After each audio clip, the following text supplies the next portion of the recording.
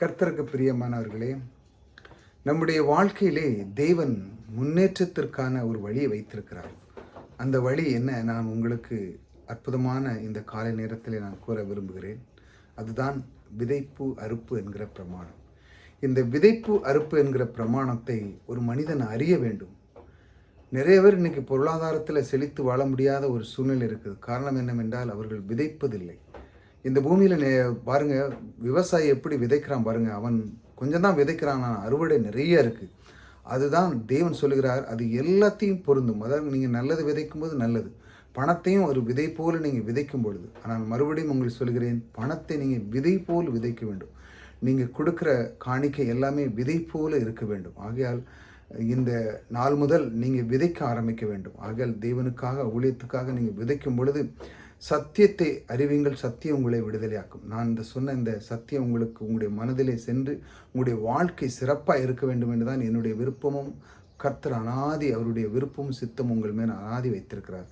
ஆகையால் தேவனுக்கு நீங்கள் விதைக்கும் பொழுது அது பல மடங்கு பெருக போகிறது. ஆகையால் அந்த விதைப்பதை பற்றி நான் டிஸ்கிரிப்ஷனில் கொடுத்துருக்கிறேன். அதை நீங்கள் பார்த்து நீங்கள் உங்களுக்கு எந்த அளவுக்கு நீங்கள் பெருக வேண்டுமோ அந்த அளவுக்கு நீங்கள் பெருக்கத்தை உண்டு பண்ணலாம், அதில் விதைக்கலாம். அதில் நம்பர்லாம் கொடுத்துருக்கேன். நீங்கள் பார்த்து தேவனுக்காக நீங்கள் எவ்வளோ விதைக்க முடியுமோ அவ்வளோ நீங்கள் கர்த்தருக்காக, ஊழியத்துக்காக நீங்கள் செய்யலாம்.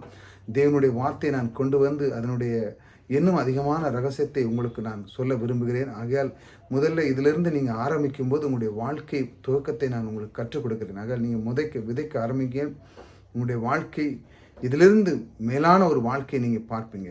கர்த்தர் பாருங்கள், அவருடைய வார்த்தையை நாம் தினந்தோறும் கவனிக்கிறோம். ஆகையால் இந்த தினத்தில் பாருங்கள், கர்த்தர் உன்னை தினமும் தேடி வர அந்த தலைப்பில் தான் நாம் பார்த்து கொண்டு வருகிறோம் இல்லவா? அவர் தேடி வந்து நமக்கான சில காரியங்களை கற்றுக் கொடுக்கிறார்.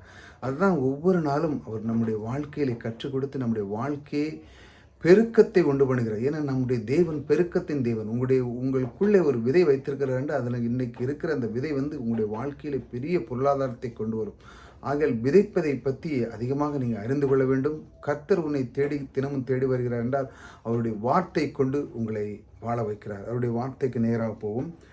ஒரு மனுஷன் விவேகமாக இருந்து தனக்குத்தானே பிரயோஜனமாக இருக்கிறதுனால் தேவனுக்கு பிரயோஜனமாக இருப்பானோ? பாருங்கள், என்ன அழகாக தேவன் சொல்ல வார்த்தை இருக்குது பாருங்கள்.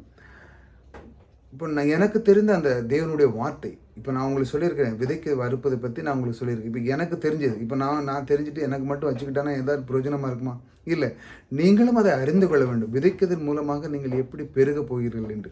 நீங்கள் முதல்ல விதைக்க ஆரம்பிக்கும் பொழுது அதனுடைய பலன் கொஞ்ச நாளில் உங்களுக்கு வந்து கிடைக்கும். நீங்கள் கண்டிப்பாக விதைக்கும் பொழுது என்ன தெரியுமா, உங்களுக்குள்ளே ஒரு மலர்ச்சி வருகிறது என்றால் நீங்கள் விசுவாசம் ஆரம்பித்து விடுவீங்க. விசுவாசத்தில் என்ன நடக்குதுன்னா அது பல மடங்கு பெருக ஆரம்பிக்குது. விவசாயம் அப்படி தான். இன்றைக்கி ஒரு கோட்டை நெல் விதைக்கிறான்னா அவனுக்கு கண்டிப்பாக அவன் விசுவாசிக்காமே அதை பெற்றுக்கொள்கிறான். இல்லை, கண்டிப்பாக எனக்கு கிடைக்கும் அப்படின்னு முழு மனதோடு இருக்கிறான். அதுக்கு ஒரு காலம் இருக்குது. அந்த காலத்துக்கு அப்புறம் அழகாக அறுவடை செய்து அவன் வீட்டுக்கு கொண்டு வரான். அதே போல் இன்று நீங்கள் விதைக்கும் பொழுது அது நிச்சயமாக உங்களுடைய வீட்டிலே ஒரு குறைவில்லாமல் தேவன் உங்களை ஆசீர்வதிப்பார்.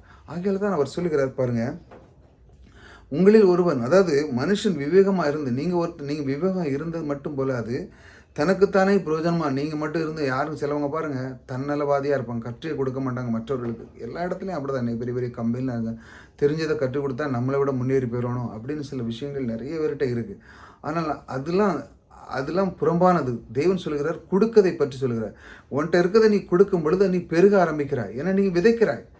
அதுதான் புரிய மாட்டுக்கு நிறைய பேருக்கு. நான் விதைக்கவே மாட்டேன், ஆனால் அவங்களும் ஒரு இடத்துலேருந்து பெற்றிருப்பாங்க.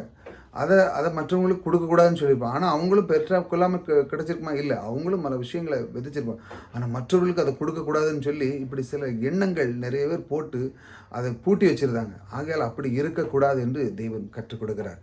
ஆகையால் அது தேவனுக்கு புரோஜனம் இல்லை. இப்போ நான் அறிந்த சத்தியத்தை நான் உங்களுக்கு அறிவிக்கலைன்னா ஏதாட்டு புரோஜனமாக இருக்கா? கிடையாது. வேத வசனத்தில் தெரிந்தப்பட்ட சத்தியத்தை நான் உங்களுக்கு எனக்கு அறிந்து நான் கொடுக்கப்பட்ட இந்த சத்தியம் உங்களுக்கு விடுதலையாக்க வேண்டும். அதான் தேவன் சொல்றார், சத்தியத்தை அறிவிங்கள், சத்தியம் உங்களை விடுதலையாக்கும். இப்படி சொல்லுகிறார் தேவன். அதனால தான் ஒவ்வொரு நாளும் அவர் தேடி வந்து இந்த வார்த்தையை கொடுக்கிறார்.